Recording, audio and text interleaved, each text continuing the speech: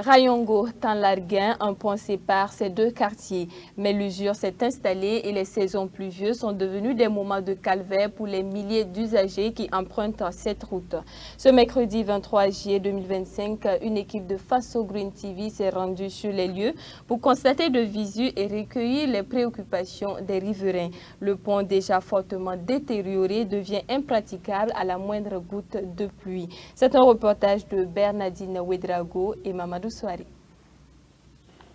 À chaque saison pluvieuse, son lot de stress et de désarroi pour ses habitants de Tanlarguin, Rayongo, Huitenga et bien d'autres.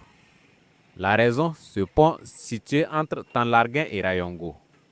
Nous sommes dans la périphérie de Ouagadougou. Après chaque goutte, ces quartiers sont sous blocus, du moins pour des heures et des heures. Même après le passage des eaux, vélos, motos et véhicules sont contraints à cette gymnastique. Après la pluie, ce pont de Rayongo devient ainsi un champ de boue. Les eaux stagnent, les nids de poules se remplissent. Vraiment, c'est compliqué. Parce que quand il pleut comme ça, c'est blocage total. Et vraiment, des fois même l'eau peut emporter des gens. On demande vraiment au gouvernement s'il peut s'osiner, réparer la voie là pour nous. Vraiment, ça va nous aider. Les habitants assistent donc impuissants à des scènes dangereuses à telle enseigne que certains usagers ont surnommé ce pont le pont de tous les dangers. Des motos, vélos, tables et même des personnes sont emportées selon les témoignages des riverains.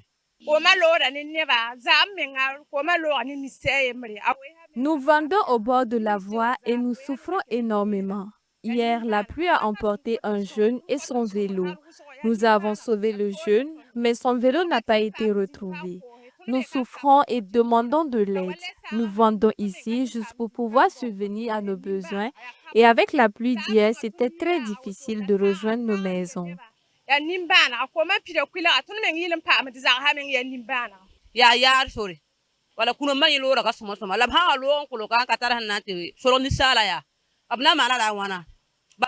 Cette voie mène vers le cimetière. Le jour qu'il pleut, que feront les familles des défunts si l'eau déborde? Où iront-elles?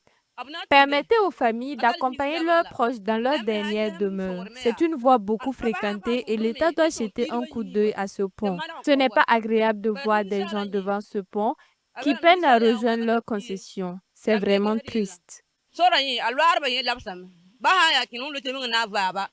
Chaque pluie est suivie d'un moment de patience. Un pont qui ne tient plus. Des populations qui attendent encore et encore sans pouvoir rejoindre leur concession ou leur lieu de travail. Pourtant, c'est une voie beaucoup fréquentée.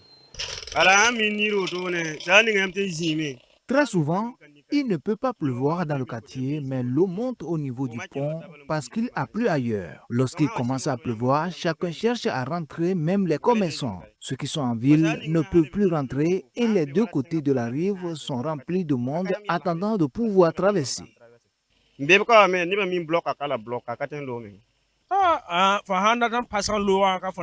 Ici, s'il a commencé à pleuvoir et tu n'as pas traversé le pont, c'est toujours mieux de repartir dormir. C'est très compliqué de traverser le pont. Hier, quelques minutes après la pluie, l'eau était au niveau des genoux. On ne peut pas traverser quand c'est plus que ça.